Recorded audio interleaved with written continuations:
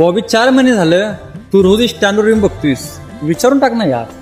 तसं नसतं रे यार, जे आपल्याला मिळू नाही शकत ना त्याला बघून खुश होण्यात एक वेगळीच मजा आहे. तुला नाही कळणार. बघ ती आले का बघूया, चल बघूया चल.